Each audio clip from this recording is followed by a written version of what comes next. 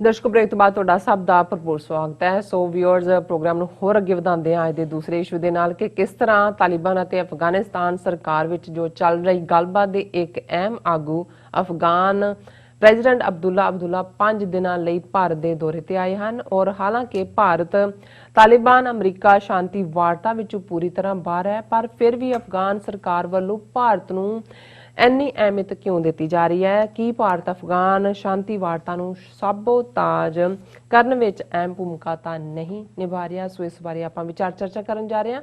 ਸੋ ਅਸੀਂ ਚਾਹਾਂਗੇ ਕਿ ਤੁਸੀਂ ਸਾਡੇ ਨਾਲ ਇਸੇ ਤਰ੍ਹਾਂ ਹੀ ਬਣੇ ਰਹਿਣ। ਦੇਖਣ ਸੁਣਨ ਲਈ ਤੁਹਾਡਾ ਸਭ ਦਾ ਬਹੁਤ ਬਹੁਤ ਸ਼ੁਕਰੀਆ। ਜੀ ਡਾਕਟਰ ਸਾਹਿਬ, ਕੀ ਵਿਚਾਰਾਂ ਨੇ?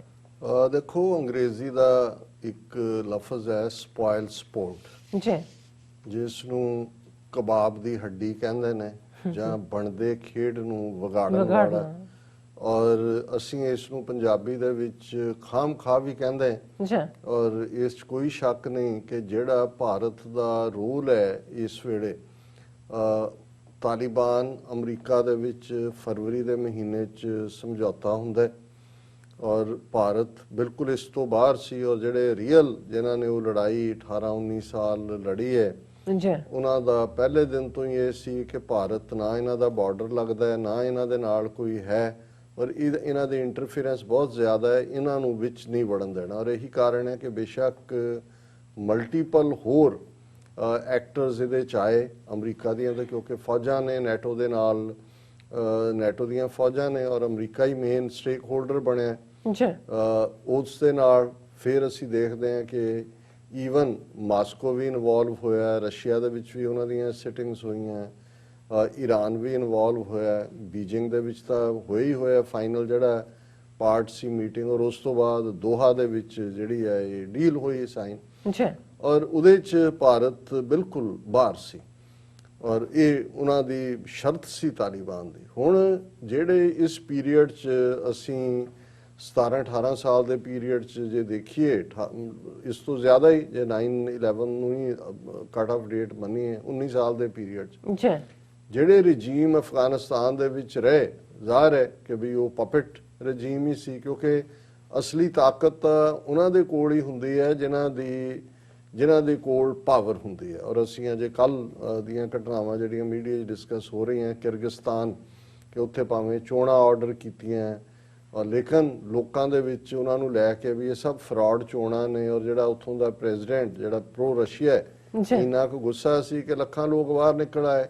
ਉਹਨਾਂ ਨੇ ਉਹ ਸਾਰੀਆਂ ਬਿਲਡਿੰਗਾਂ ਦਾ ਵੀ ਕਬਜ਼ਾ ਕਰ ਲਿਆ, ਪਾਰਲੀਮੈਂਟ 'ਚ ਵੀ ਆ ਵੜੇ, ਜਿੱਥੇ ਸਾਬਕਾ ਪ੍ਰੈਜ਼ੀਡੈਂਟ ਨੂੰ ਕੈਦ ਕੀਤਾ ਹੋਇਆ ਸੀ ਕਰਪਸ਼ਨ ਚਾਰਜ, ਉਹਨੂੰ ਵੀ ਲੋਕਾਂ ਨੇ ਫ੍ਰੀ ਕਰਾ ਲਿਆ। ਪ੍ਰੈਜ਼ੀਡੈਂਟ ਉੱਥੋਂ ਦੌੜ ਗਿਆ, ਉਹ ਕਹਿੰਦਾ ਵੀ ਇਹ ਨਲ ਐਂਡ ਵਾਇਡ ਚੋਣਾਂ ਅਸੀਂ ਕਰਦੇ ਹਾਂ, ਉਹਨੂੰ ਪੁੱਛਦਾ ਕੌਣ ਹੈ? ਸੋ ਅਸਲੀ ਤਾਕਤ ਤਾਂ ਤੁਸੀਂ ਕਹੀ ਜਾਓ ਜੀ, ਦੇਖੋ ਅਸੀਂ ਸੰਵਿਧਾਨ ਕਨਸਟੀਟਿਊਸ਼ਨ ਦੇ ਥੱਲੇ ਕਰਵਾਈਆਂ, ਜਿਹੜੇ ਲੋਕ ਹੁੰਦੇ ਨੇ ਤਾਕਤ ਉਹਨਾਂ ਦੇ ਕੋਲ ਹੁੰਦੀ ਹੈ। ਸੋ ਅਫਗਾਨਿਸਤਾਨ 'ਚ ਵੀ ਕਹਿਣ ਨੂੰ ਭਾਵੇਂ ਉੱਥੇ ਮਲਟੀਪਲ ਐਕਟਰਸ ਰਹੇ ਨੇ, ਹੈਗੇ ਨੇ, ਲੇਕਿਨ ਅਸਲੀ ਗੱਲ ਤਾਂ ਜਦੋਂ ਅਸੀਂ ਕਹਿੰਦੇ ਹਾਂ ਵੀ ਜ਼ਮੀਨੀ ਹਕੀਕਤ ਕੀ ਹੈ, ਔਰ ਅਸੀਂ ਸਮਝਦੇ ਹਾਂ ਕਿ ਅਮਰੀਕਾ ਨੇ ਜ਼ਮੀਨੀ ਹਕੀਕਤ ਨੂੰ ਸਮਝਿਆ। ਉਹਨਾਂ ਨੇ 17-18 ਸਾਲ ਤੋਂ ਬਾਅਦ ਜਿਹੜਾ ਡਾਇਲੌਗ ਤਾਂ 2 ਸਾਲ 3 ਸਾਲ ਪਹਿਲਾਂ ਸ਼ੁਰੂ ਹੋਇਆ, ਜ਼ਲਮੇ ਖਲੀਲਜ਼ਾਦ ਨੂੰ ਅਪਾਇੰਟ ਕੀਤਾ, ਫੇਲ ਹੋਈ ਗੱਲਬਾਤ, ਇੱਥੇ ਆਉਣਾ ਸੀ ਪਿਛਲੇ ਐਨ ਵੱਡੇ ਜਿਵੇਂ ਕੈਂਪ ਡੇਵਿਡ ਅਕਾਰਡ ਕੀਤਾ ਸੀ ਇਜਿਪਟ ਔਰ ਦੂਜਿਆਂ ਦੇ ਨਾਲ, ਇਜ਼ਰਾਈਲ ਦੇ ਮੁੱਦੇ ਤੇ ਟਰੰਪ ਇਵੇਂ ਦੀ ਐਕਟੀਵਿਟੀ ਕਰਨਾ ਚਾਹੁੰਦੇ ਸੀ, ਪਰ ਕੋਈ ਘਟਨਾ ਅਫਗਾਨਿਸਤਾਨ 'ਚ ਹੋ ਗਈ, ਉਹ ਕੈਂਸਲ ਕਰਤਾ। ਫਿਰ ਦੋਹਾ ਦੇ ਵਿੱਚ ਫੈਬਰੂਰੀ ਦੇ ਵਿੱਚ ਹੋਇਆ ਪ੍ਰੋਪਰਲੀ, ਔਰ ਉਸ ਸਾਰੇ ਡਾਇਲੌਗ ਦਾ ਇੱਕ ਹਿੱਸਾ ਸੀ ਜਿਹੜਾ ਇਹਨਾਂ ਦਾ ਐਗਰੀਮੈਂਟ ਦਾ, ਕਿ ਜਿਹੜੀ ਐਗਜ਼ਿਸਟਿੰਗ ਰਜੀਮ ਹੈ ਉੱਥੇ, ਬੇਸ਼ੱਕ ਅਸ਼ਰਫ ਗਨੀ ਪ੍ਰੈਜ਼ੀਡੈਂਟ ਹੈ, ਪਹਿਲਾਂ ਅਸ਼ਰਫ ਗਨੀ ਔਰ ਅਬਦੁੱਲਾ ਇਹਨਾਂ ਦੀਆਂ ਦੋਨਾਂ ਨੇ ਕਲੇਮ ਕੀਤਾ ਜੀ ਅਸੀਂ ਚੋਣਾਂ ਵੀ ਕਾਹਦੀਆਂ ਫਰਾਡ ਕਿਸਮ ਦਾ ਕੰਮ ਹੈ ਕਿ ਵੀ ਅਸੀਂ ਜਿੱਤੇ। ਫਿਰ ਅਮਰੀਕਾ ਨੇ ਸਮਝੌਤਾ ਜਿਹਾ ਕਰਵਾਤਾ ਕਿ ਚਲੋ ਦੋਨੋਂ ਹੀ ਪ੍ਰੈਜ਼ੀਡੈਂਟ ਰਹੋ, ਇੱਕ ਇੱਥੇ ਰਹੇ ਇੱਕ ਉੱਥੇ ਰਹੇ। ਫਿਰ ਜਿਹੜਾ ਤਾਲਿਬਾਨ, ਪਹਿਲਾਂ ਤਾਂ ਉਹਨਾਂ ਨੇ ਕਿਹਾ ਵੀ ਸਾਡੇ ਨਾਲ ਬਹਿ ਹੀ ਨਹੀਂ ਸਕਦੇ ਇਹਨਾਂ ਨਾਲ ਅਸੀਂ ਨਹੀਂ, ਜਿਹੜੀ ਫੈਬਰੂਰੀ 'ਚ ਐਗਰੀਮੈਂਟ ਹੋਇਆ ਉਹਦੇ 'ਚ ਉਹਨਾਂ ਨੇ ਇਹਨਾਂ ਨੂੰ ਬਾਹਰ ਰੱਖਿਆ, ਪਰ ਇੱਕ ਉਹਦੀ ਜਿਹੜੀ ਪੀਸ ਐਗਰੀਮੈਂਟ ਦੀ ਮੱਦ ਸੀ ਜਾਂ ਉਹਦੀ ਇੱਕ ਕਲੌਜ਼ ਸੀ ਕਿ ਜਿਹੜਾ ਇੰਟਰਾ ਅਫਗਾਨ ਡਾਇਲੌਗ, ਜਿਹਦੇ 'ਚ ਅਫਗਾਨ ਹਕੂਮਤ ਵੀ ਇਨਵੋਲਵ ਹੋਏਗੀ। ਸੋ ਸਤੰਬਰ ਦੇ ਮਹੀਨੇ ਦੇ ਵਿੱਚ ਜਦੋਂ ਇਹ ਇੰਟਰਾ ਅਫਗਾਨ ਡਾਇਲੌਗ ਦੀ ਸ਼ੁਰੂਆਤ ਹੁੰਦੀ ਹੈ, ਉਸ ਮੀਟਿੰਗ ਦੇ ਵਿੱਚ ਉਸ ਤੋਂ ਪਹਿਲਾਂ ਜਿਹੜੀ ਇਨੋਗਰਲ ਸੈਰੇਮਨੀ ਹੁੰਦੀ ਹੈ, ਉਹਦੇ 'ਚ ਭਾਰਤ ਦਾ ਡੈਲੀਗੇਸ਼ਨ ਜ਼ਰੂਰ ਆਇਆ, ਪਰ ਉਹਦਾ ਕੋਈ ਉਹ ਇਨੋਗਰੇਸ਼ਨ ਗੱਲਬਾਤ ਉੱਥੇ ਵੀ ਹਿੱਸਾ ਨਹੀਂ ਸੀ। ਲੇਕਿਨ ਕਿਉਂਕਿ ਭਾਰਤ ਨੂੰ ਜਿਹਨੂੰ ਇਹ ਲੱਗਦਾ ਸੀ ਕਿ ਵੀ ਅਸੀਂ ਇਹ 17-18 ਸਾਲ ਦੇ ਪੀਰੀਅਡ ਜਿਹੜੀ ਉੱਥੇ ਪਪਟ ਰਜੀਮ ਐਗਜ਼ਿਸਟ ਕਰਦੀ ਸੀ, ਪਹਿਲਾਂ ਹਾਮਿਦ ਕਰਜ਼ਾਈ ਸੀ ਜਾਂ ਅਸ਼ਰਫ ਗਨੀ ਜਾਂ ਅਬਦੁੱਲਾ ਫਿਰ ਇਹਨਾਂ ਦਾ ਸਮਝੌਤਾ ਕਰਾਤਾ ਅਮਰੀਕਾ ਨੇ, ਇਹ ਤਾਂ ਸਾਰੇ ਰੈਂਟਾ ਨੇ ਜਿਹੜੇ ਆਪਣੇ ਹਿੱਤਾਂ ਲਈ ਕੰਮ ਕਰਦੇ ਨੇ। ਔਰ ਭਾਰਤ ਨੇ ਇਸ ਪੀਰੀਅਡ 'ਚ $2 ਬਿਲੀਅਨ ਵੀ ਪੰਪ ਕੀਤਾ, ਕਿਉਂਕਿ ਅਦਰਵਾਈਜ਼ ਅਫਗਾਨਿਸਤਾਨ ਦੇ ਵਿੱਚ ਕੋਈ ਤੇਲ ਨਹੀਂ ਹੈ, ਕੋਈ ਹੋਰ ਰਸਤਾ ਨਹੀਂ ਹੈ। ਅਫਗਾਨਿਸਤਾਨ 'ਚ ਭਾਰਤ ਦਾ ਕੀ ਇੰਟਰਸਟ ਹੈ? ਇਹਨਾਂ ਦਾ ਇੰਟਰਸਟ ਪਾਕਿਸਤਾਨ ਨੂੰ ਘੇਰਨ ਦਾ, ਕਿਉਂਕਿ ਪਾਕਿਸਤਾਨ ਦੀ ਵੱਡੀ ਸਰਹੱਦ ਜਿਹੜੀ ਹੈ ਲੱਗਦੀ ਹੈ ਅਫਗਾਨਿਸਤਾਨ ਦੇ ਨਾਲ, ਔਰ ਇਹ ਉੱਥੋਂ ਦੀ ਔਰ ਕਿਵੇਂ ਇਹਨਾਂ ਨੇ ਉਹਦੇ ਨਾਲ ਉੱਥੇ ਜਿਹੜੇ ਬਲੋਚਿਸਤਾਨ ਨਾਲ ਲੱਗਦੇ ਦੂਜੇ ਨੇ ਉਹਨਾਂ ਦੇ ਏਰੀਏ, ਉਹਨਾਂ ਦੇ ਵਿੱਚ ਕੌਂਸੂਲੇਟ ਖੋਲੇ, ਕੁਲਭੂਸ਼ਣ ਯਾਦਵ ਵਰਗੇ ਉੱਥੇ ਇਨਫਿਲਟ੍ਰੇਟ ਕੀਤੇ। ਸੋ ਇਸ ਦੌਰ ਦੇ ਸਤੰਬਰ 'ਚ ਪਹੁੰਚ ਗਏ ਔਰ ਗੱਲਬਾਤ ਅੱਗੇ ਤੁਰੀ ਹੈ। ਹਾਲਾਂਕਿ ਉੱਥੇ ਇਸਲਾਮਿਕ ਸਟੇਟ ਹੋਏ ਜਾਂ ਕੋਈ ਹੋਰ ਤਨਜ਼ੀਮਾਂ ਜਿਹੜੀਆਂ ਇਸ ਸਮਝੌਤੇ ਨੂੰ ਸਾਬੋਤਾਜ ਕਰਨ ਦੇ ਲਈ ਐਕਟ ਕਰ ਰਹੀਆਂ, ਮੈਨੂੰ ਕਦੇ ਕੋਈ ਭੁਲੇਖਾ ਨਹੀਂ ਹੋਇਆ ਕਿ ਇੰਡੀਅਨ ਏਜੰਸੀਆਂ, ਅਜੀਤ ਡੋਵਾਲ ਉਸ ਦਾ ਸਰਗਣਾ, ਉਹਨਾਂ ਦਾ ਇੱਕ ਵੱਡਾ ਰੋਲ ਹੈ। ਪਾਕਿਸਤਾਨ ਦੇ ਵਿੱਚ ਜਿਹੜੇ ਆਪਸੀ ਕਈ ਜਿਹੜੇ ਧਮਾਕੇ ਔਰ ਦੂਸਰੇ ਹੁੰਦੇ ਨੇ, ਹੁਣ ਜਦੋਂ ਇਹ ਬਲੋਚਿਸਤਾਨ ਔਰ ਦੂਸਰੇ ਮੁੱਦਿਆਂ ਦੇ ਉੱਤੇ ਕਾਮਯਾਬ ਨਹੀਂ ਹੋਏ ਤਾਂ ਹੁਣ ਜਿਵੇਂ ਕਰਾਚੀ ਦੇ ਵਿੱਚ ਐਂਟਾਈ ਸ਼ੀਆ ਸ਼ੁਰੂ ਕਰ ਦਿੱਤੇ ਪ੍ਰੋਟੈਸਟ ਜਾਂ ਦੂਜੇ, ਔਰ ਇਹ ਉਹਨਾਂ ਦੀਆਂ ਏਜੰਸੀਆਂ ਦਾ ਹੀ ਕਹਿਣਾ ਪਾਕਿਸਤਾਨ ਦੀਆਂ ਕਿ ਭਾਈ ਇਹ ਵੀ ਜਿਹੜਾ ਪਾਕਿਸਤਾਨ 'ਚ ਸੁੰਨੀ ਸ਼ੀਆ ਜਾਂ ਇੰਟਰ ਇਸਲਾਮਿਕ ਕਨਫਲਿਕਟ ਖੜੀ ਕਰਨ ਦੀ ਲਾਈਨ ਹੈ, ਇਹ ਇੰਡੀਅਨ ਏਜੰਸੀਆਂ ਦੀ ਹੈ ਜਾਂ ਦੂਸਰਿਆਂ ਦਾ ਵੀ ਇੰਟਰਸਟ ਨੇ ਇਹਦੇ ਕਿ ਭਾਈ ਉਹਨਾਂ ਨੂੰ ਸਟੇਬਲ ਨਾ ਹੋਣ ਦਿਓ। ਔਰ ਜਦੋਂ ਇਹਨਾਂ ਦਾ ਸੁਬਰਾਮਨੀਅਮ ਸਵਾਮੀ ਜਾਂ ਦੂਸਰਾ ਇਹ ਕਹਿੰਦਾ ਹੈ ਕਿ ਜੀ ਸਾਡੀ ਜਨਰੇਸ਼ਨ ਨੇ 2 ਟੁਕੜੇ ਕੀਤੇ ਪਾਕਿਸਤਾਨ ਦੇ, ਤੁਹਾਡੀ ਜਨਰੇਸ਼ਨ 4 ਟੁਕੜੇ ਕਰੇ। ਸੋ ਜ਼ਾਹਰ ਹੈ ਕਿ ਵੀ ਇਹ ਜਿਹੜੇ ਇਸ ਕਿਸਮ ਦੀਆਂ ਗੱਲਾਂ ਕਰਨ ਵਾਲੇ ਨੇ ਹਵਾ 'ਚ ਨਹੀਂ ਹੈਗੀਆਂ, ਉਹ ਉਹਦੇ ਉੱਤੇ ਕੰਮ ਕਰ ਰਹੇ ਨੇ ਕਿ ਪਾਕਿਸਤਾਨ ਨੂੰ ਕਿਵੇਂ ਅਨਸਟੇਬਲ ਕਰਨਾ। ਹਾਲਾਂਕਿ ਉਹ ਇਹਦੇ 'ਚ ਆਪਣੇ ਮਨਸੂਬਿਆਂ 'ਚ ਕਾਮਯਾਬ ਨਹੀਂ ਹੋਏ। ਹੁਣ ਇੱਕ ਪਾਸੇ ਗੱਲਬਾਤ ਦਾ ਦੌਰ ਦੋਹਾ ਦੇ ਵਿੱਚ ਚੱਲ ਰਿਹਾ, ਕਤਰ ਦੇ ਵਿੱਚ। ਹੁਣ ਅਬਦੁੱਲਾ ਜਿਹੜਾ ਪਹਿਲਾਂ ਤਾਂ ਇਹਨਾਂ ਦੀ ਪ੍ਰੈਜ਼ੀਡੈਂਸੀ ਲੜਾਈ ਸੀ ਅਸ਼ਰਫ ਗਨੀ ਨਾਲ, ਹੁਣ ਜਿਹੜੀ ਪੀਸ ਕਾਉਂਸਲ ਬਣਾਈ ਹੋਈ ਹੈ ਉਹਦਾ ਹੈੱਡ ਹੈ। ਹੁਣ ਅਬਦੁੱਲਾ 5 ਦਿਨਾਂ ਦੇ ਭਾਰਤ ਦੌਰੇ ਦੇ ਉੱਤੇ ਦਿੱਲੀ ਪੂਰੇ ਲਾਮ ਲਸ਼ਕਰ ਨਾਲ ਪਹੁੰਚ ਗਿਆ। ਤੁਸੀਂ ਦੇਖੋਗੇ ਵੀ ਵੱਡਾ ਡੈਲੀਗੇਸ਼ਨ ਨਾਲ ਹੈ। ਅਜੇ ਪਿਛਲੇ ਮਹੀਨੇ ਇੱਕ ਹੋਰ ਐਕਟਰ ਜਿਹੜਾ ਉੱਥੇ ਇਹਨਾਂ ਦੇ ਸੈਟਅਪ ਦੇ ਵਿੱਚ ਪ੍ਰੋ ਇੰਡੀਆ ਲਾਈਨ 'ਚ ਐਕਟਿਵ ਹੈ, ਮਾਰਸ਼ਲ ਅਬਦੁਲ ਰਸ਼ੀਦ ਦੋਸਤਮ, ਉਹ ਪਿਛਲੇ ਮਹੀਨੇ ਹੀ ਹੋ ਕੇ ਗਿਆ। ਵੀ ਨਾ ਤਾਂ ਉੱਥੇ ਦਿੱਲੀ 'ਚ ਕੋਈ ਅਨਾਰ ਨੇ, ਨਾ ਹੀ ਕੋਈ ਹੋਰ ਚੀਜ਼ ਹੈ ਜਿਹੜੀ ਕਿ ਤੁਸੀਂ ਖਾਣ ਆਉਂਦੇ ਹੋ। ਔਰ ਜਦੋਂ ਕਿ ਪੈਂਡੇਮਿਕ ਦੇ ਥੱਲੇ ਸਾਰੀ ਦੁਨੀਆ ਭਰ 'ਚ ਵਰਚੁਅਲ ਕਾਨਫਰੰਸਾਂ ਨਾਲ ਹੀ ਲੋਕ ਮਿਲ ਰਹੇ ਨੇ, ਏਡੇ ਵੱਡੇ ਡੈਲੀਗੇਸ਼ਨ ਤੇ ਇਹ ਲੈ ਕੇ ਆਉਣ ਦਾ ਜਾਂ 5 ਦਿਨ ਉੱਥੇ ਇਹ ਕੋਈ ਸੈਰ ਕਰਨ ਦਾ ਤਾਂ ਹੈ ਨਹੀਂ। ਹੁਣ ਤਾਂ ਇਹ ਵੀ ਨਹੀਂ ਹੈ ਵੀ ਕਸ਼ਮੀਰ 'ਚ ਉਹਨਾਂ ਨੇ ਸ਼ਿਕਾਰੇ ਦੇ ਵਿੱਚ ਡਲ ਲੇਕ 'ਚ ਸੈਰ ਕਰਨੀ ਹੈ ਜਾਂ ਕੋਈ ਹੋਰ ਕਰਨਾ। ਸੋ ਇਹ ਹੁਣ ਮਿਲਣਾ ਵੀ ਕਿਹਨੂੰ ਹੈ? ਮੋਦੀ ਨੂੰ ਔਰ ਅਜੀਤ ਡੋਵਾਲ ਜਿਹੜਾ ਉਹਨਾਂ ਦਾ ਸੋ ਕਾਲਡ ਸਿਕਿਉਰਿਟੀ ਚੀਫ ਬਣਾਇਆ ਹੋਇਆ ਐਡਵਾਈਜ਼ਰ, ਪਰ ਕਰਤਾ ਧਰਤਾ ਉਹੀ ਹੈ। ਸੋ ਇਹ ਜਿਹੜਾ ਸਾਰਾ ਉਹਨਾਂ ਦਾ ਯਤਨ ਹੈ ਔਰ ਇਹਦੇ 'ਚ ਕਹਿਣ ਨੂੰ ਕਹਿ ਰਹੇ ਨੇ ਜੀ ਦੇਖੋ ਅਸੀਂ ਇੰਡੀਆ ਦੇ ਨਾਲ, ਜਿਵੇਂ ਉਹਨੇ ਕਿਹਾ ਕਿ we before leaving for India Abdullah said India's role in establishing lasting peace in Afghanistan is vital. He also mentioned about India's continuous support to the government and people of Afghanistan. ਹੁਣ ਨਾ ਤਾਂ ਉੱਥੇ ਕੋਈ ਹਕੂਮਤ ਦੀ ਰਿਟ ਲਾਰਜ ਹੁੰਦੀ ਹੈ। ਜੇ 2 ਦਿਨ ਪਹਿਲੇ ਉਹਨਾਂ ਦੇ ਗਵਰਨਰ ਦਾ ਕਾਫਲਾ ਜਾ ਰਿਹਾ ਸੀ, ਉਹਦੇ 'ਚ ਵੀ ਸੁਸਾਈਡ ਬੰਬਿੰਗ ਹੋਈ, ਸਿਕਿਉਰਿਟੀ ਵਾਲੇ ਵੀ ਮਰੇ, ਸਿਵਿਲੀਅਨ ਵੀ ਮਰੇ। ਉੱਥੇ ਕੋਈ ਗਵਰਨਮੈਂਟ ਨਹੀਂ ਹੈ। ਈਵਨ ਵਿਦਨ ਕਾਬਲ ਵੀ ਜਿੱਥੇ ਬੈਠੇ ਨੇ ਅਬਦੁੱਲਾ ਜਾਂ ਅਸ਼ਰਫ ਗਨੀ ਜਾਂ ਦੂਜਾ, ਜਿੱਥੇ ਅਮਰੀਕਨ ਜਿਹੜੇ ਨੇ ਦਸਤੇ ਉਹਨਾਂ ਨੇ ਸਿਕਿਉਰਿਟੀ ਕਵਰ ਦਿੱਤਾ ਹੋਇਆ, ਅਦਰਵਾਈਜ਼ ਤੇ 24 ਘੰਟੇ ਨਹੀਂ ਖਲੋ ਸਕਦੇ ਉੱਥੇ। ਜਿਹੜਾ ਜਿਵੇਂ ਸੋਵੀਅਤ ਯੂਨੀਅਨ ਰਿਟਰੀਟ ਹੋਇਆ ਸੀ ਜਦੋਂ ਛੱਡਿਆ ਉਹਨੇ, ਤਾਂ ਜੋ ਹਾਲ ਉਹਨਾਂ ਨੇ ਨਜ਼ੀਬੁੱਲਾ ਦਾ ਕੀਤਾ ਸੀ, ਵਿਦਨ 24 ਆਵਰਸ ਉੱਚ ਖੰਭੇ ਦੇ ਨਾਲ ਲਟਕਾਤੀ ਸੀ ਲਾਸ਼ ਉਹਦੀ।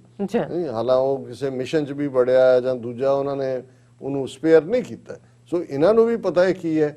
ਲੇਕਿਨ ਇਹ ਐਂਡ ਤੱਕ ਜਾਂਦੇ ਵੀ ਕਿ ਭਾਈ ਆਣ ਦਿਓ ਜਿੰਨਾ ਵੀ ਪੈਸਾ ਆਂਦਾ ਹੈ ਜੋ ਵੀ ਆਂਦਾ ਹੈ, ਸੋ ਇਸ ਤੋਂ ਬਿਯੋਂਡ ਕੁਝ ਨਹੀਂ ਹੈ। ਅੱਛਾ ਔਰ ਮੈਨੂੰ ਇਹ ਲੱਗਦਾ ਹੈ ਕਿ ਵੀ ਇਹਦੇ ਬਾਵਜੂਦ ਕਿ ਇਨਸਾਨੀ ਖੂਨ ਡੁੱਲ ਰਿਹਾ ਹੈ, ਕੁਛ ਨਾ ਕੁਛ ਚੱਲ ਰਿਹਾ, ਔਰ ਸਟੇਬਲ ਅਫਗਾਨਿਸਤਾਨ ਨਾ ਸਿਰਫ ਪਾਕਿਸਤਾਨ ਦੇ ਭਲੇ 'ਚ ਹੈ, ਇੰਡੀਆ ਦੇ ਵੀ ਭਲੇ 'ਚ ਹੈ। ਅੱਛਾ ਲੇਕਿਨ ਜਦੋਂ ਇਹਨਾਂ ਨੂੰ ਇਸ ਹੱਦ ਤੱਕ ਐਂਟਾਈ ਪਾਕਿਸਤਾਨ ਜਾਂ ਅਦਰਵਾਈਜ਼ ਇਹਨਾਂ ਨੇ ਕਿੰਨਾ ਖੂਨ ਲਿਟੇ ਨੂੰ ਖੜਾ ਕਰਕੇ ਸ੍ਰੀਲੰਕਾ 'ਚ ਕਿੰਨਾ ਖੂਨ ਡੋਲਿਆ, ਉਸ ਤੋਂ ਪਹਿਲਾਂ ਇਹਨਾਂ ਦਾ ਵਿਦਨ ਕੰਟਰੀ ਕੀ ਰੋਲ ਹੈ ਆਪਣੀਆਂ ਮਾਈਨੋਰਿਟੀਜ਼ ਦੇ ਲਈ।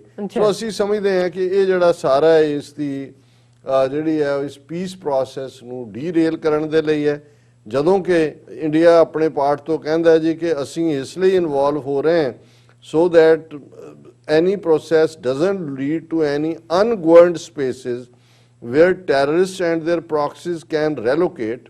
India has been calling upon all sections of the political spectrum in Afghanistan to work together to meet the aspirations of all people in that country, including those from the minority community, for a prosperous। ਇਹ ਸਾਰੇ ਉਹ ਸ਼ਬਦਾਂ ਦੇ ਜੁਮਲੇ ਨੇ ਔਰ ਸ਼ਬਦਾਂ ਦੇ ਜੁਮਲਿਆਂ ਦੇ ਹਾਰ ਨੇ, ਇਸ ਤੋਂ ਬਿਯੋਂਡ ਕੁਝ ਨਹੀਂ ਹੈ। ਸੋ ਅਸੀਂ ਸਮਝਦੇ ਹਾਂ ਵੀ ਇੱਕ ਪਾਸੇ ਅਮਰੀਕਾ, ਔਰ ਜਿਵੇਂ ਮੈਂ ਕਿਹਾ ਵੀ ਅਸੀਂ ਬੇਸ਼ੱਕ ਟਰੰਪ ਐਡਮਿਨਿਸਟ੍ਰੇਸ਼ਨ ਦੀਆਂ ਬਹੁਤ ਸਾਰੀਆਂ ਨੀਤੀਆਂ ਦੇ ਕ੍ਰਿਟਿਕ ਹੋਈਏ, ਲੇਕਿਨ ਇਸ ਮੁੱਦੇ ਦੇ ਉੱਤੇ ਉਹਨਾਂ ਨੇ ਬੋਲਡ ਸਟੈਪ ਲਿਆ।